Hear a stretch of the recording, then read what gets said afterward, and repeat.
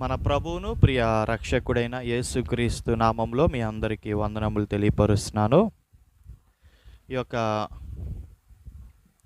Video ద్వారా ప్రకటన గ్రంథాన్ని వివరించాలని నేను ఆశపడుతున్నాను.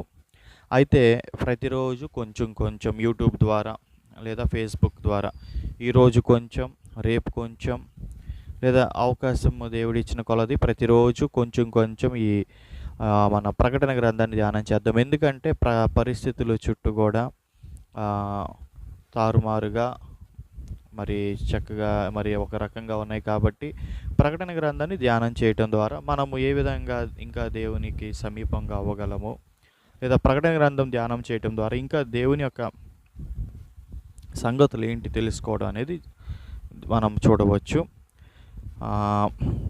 పరిశుద్ధ గ్రంథాలు